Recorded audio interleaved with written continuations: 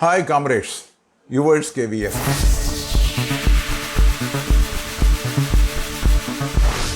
Today I want to discuss a serious issue about the GDS strike from 12/12/2023 to 14/12/2023. Actually, the GDS is a neglected cadre in the Department of Post. And during the last very many years, their grievances have not been considered properly, and there are a lot of problems prevailing in the case of GDS. Earlier also, the GDS unions went on strike and recorded their protest, and during that time, it was assured that their issues will be sorted out within 3 months. But there is no significant improvement. So unfortunately, there is no alternate for the GDS union, and they have issued a strike notice, that is particularly the AIGDS union and also the NUGDS union. They have issued a strike notice well in advance under the Industrial Dispute Act and proceeded indefinite strike on 12/12/2023. The strike was not declared as illegal because it cannot be declared as illegal, even though there were some amendments issued in the GDS conduct rules about not to participate the strike, as well as the temporary GDS Rule 8 and all other things. And whatever it may be, it cannot be declared as illegal because they have issued due proper notices. But unfortunately, the AIPEU GDS union, it has taken a decision to participate the strike from 14/12, for which they have issued strike notice on 12/12/2023. The government has declared this as an illegal strike because the time limit 15 days has not been given. They have used the logo of the NFPE also, which was seriously protested by the government, and you should not use the logo, and we are declaring it as a illegal strike. Unfortunately, but finally what happened? Even though the strike participation was very good, the first day it was around 61.5%, whereas the second day it was raised to 85%, and third day it has reached to the extent of 90%. A very good strike among the GDS employees has been exhibited, and the anger of the GDS have been recorded properly, and particularly about the TRCA and also the other demands. They have registered their protest very cleverly and very clearly. But this time, the department has taken a very tough position against the GDS union as well as the GDS office bearers. They want to sack the strike. What happened in between?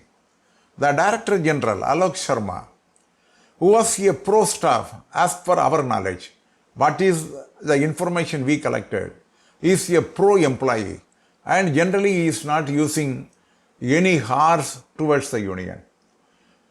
He has submitted the voluntary retirement notice on 14/12, and on the very same date, 14/12, it was accepted by the minister, and on the same day he was relieved from the post. This never happened in the Department of Post. Earlier, he held a meeting on 11/12 in which almost all the demands were favorably considered, and the minutes of the discussion that we will discuss in a separate episode. But however, on 14th, the department has taken a very stringent position. Rule 8 memos have been issued to the extent of 22,593. What is Rule 9? That is termination of service of the temporary GDS servants who are having less than 3 years service. Around 22,593 notices were issued. In case of Telengana and Assam, more than 2,100 GDS, they have been relieved from the department by sending 1 month TRCA on payments, and they have been relieved from the department. And similarly, against violation of Rule 29, that is the not to strike, by making that provision, Rule 10B have been initiated for many people, and notices have been served to the extent of 39,922 officials, GDS officials all over India under the Rule 23. This type of harassment, this type of suppression, we never saw after 1968 strike. We have conducted various strikes, but this time they have taken a iron hand and the leadership have been forcibly to declare a decision to withdraw the strike on 14/12 and 15th the strike was with, on 14th evening itself the strike was withdrawn. But this is the first time such kind of victimization we never saw after 1968. And not only that, the General Secretary of the AIGDS Union and also the General Secretary of the NUGDS, they have been given the charge sheet under the Rule 10B, which is equivalent to the Rule 14 of the departmental officials. Not only that, several office bearers, they have been charge sheeted and they have to reply. There is a huge kind of victimization. Now all victimization has to be vacated. With the goodwill, they withdraw the strike. After the withdrawal of strike, the huge victimization has not been removed till now. It is still pending. In Telengana, around 936 GDS who were terminated, they don't know what to do further. Such a situation, precarious situation is prevailing. Now, what is the duty of the postal trade unions?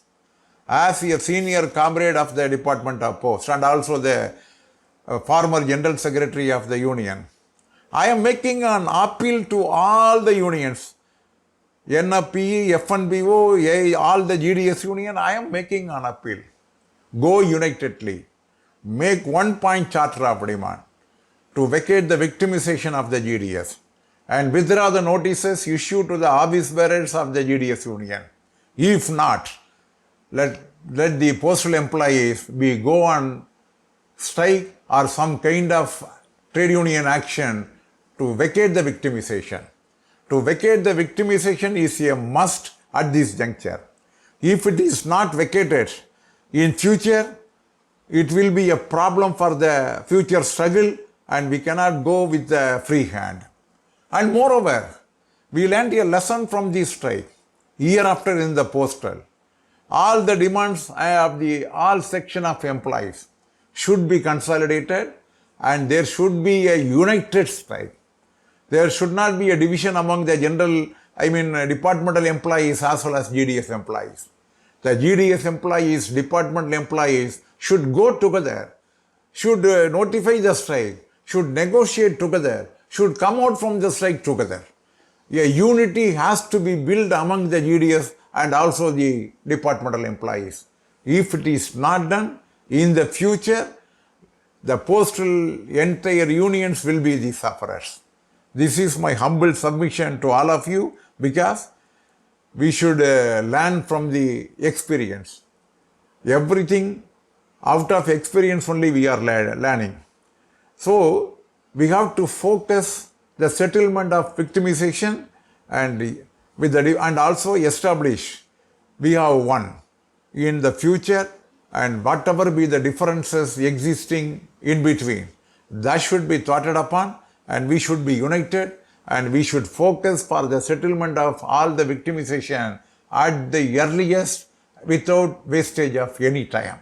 This is my personal appeal to all the leaders of the postal trade unions. As a humble trade unionist of the Department of Post, I am making this appeal. With this, I am concluding. Thank you very much, comrade. Meet again.